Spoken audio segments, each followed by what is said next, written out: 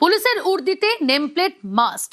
এবার থেকে উর্দিতে নেমপ্লেট বাধ্যতামূলক, নির্দেশিকা জারি কলকাতা পুলিশ কমিশনারের। আরো বিস্তারিত জানার চেষ্টা করব, রৌনক রয়েছে আমার সঙ্গে সরাসরি। রৌনক, কলকাতা পুলিশ কমিশনারের তরফ থেকে যে নির্দেশিকা জারি করা হয়েছে, ঠিক কি কি কথা উল্লেখ করা হলো?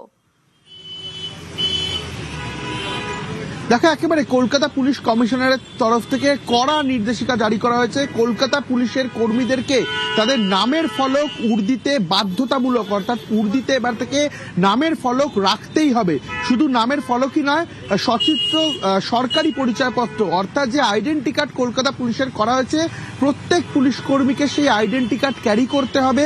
এবং যাদের আদার্স ডিপার্টমেন্ট, ডিটেকটিভ ডিপার্টমেন্ট এবং কিছু বিশিষ্ট ডিপার্টমেন্ট ছাড়া বাদবাকি যাদের নির্দিষ্ট উর্দি রয়েছে, প্রত্যেক পুলিশ কর্মীকে উর্দি পড়তে হবে। আমরা দেখেছিলাম পূর্বে রাজ্য সরকারের সময় কলকাতা পুলিশের বিরুদ্ধে একাধিক অভিযোগ এসেছিল এই নামের ফলক না রাখার বা উর্দি ঠিকঠাক না পড়া। সেই দিকেই কিন্তু রাজ্যে পরিবর্তন হওয়ার পর থেকেই একেবারে করা, যেমন প্রশাসন, অন্যদিকে কলকাতা পুলিশে এই বিষয়ে কিন্তু কড়া পদক্ষেপ গ্রহণ করলো। আজই কলকাতা পুলিশ কমিশনের তরফ থেকে একটি নির্দেশিকা জারি করা হয়েছে। সেখানে বলা হয়েছে সচিত্র পরিচয়পত্র সরকারি সেটি বহন করতে হবে এবং নামের ফলক বাধ্যতামূলকভাবে প্রত্যেকটি পুলিশ কর্মীকে তার উর্দির সঙ্গে লাগিয়ে রাখতে হবে।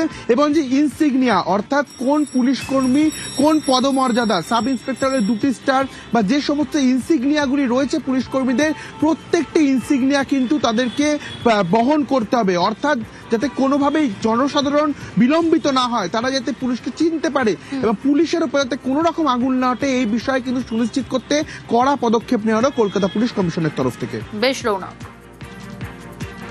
আমি ঐতিহ্য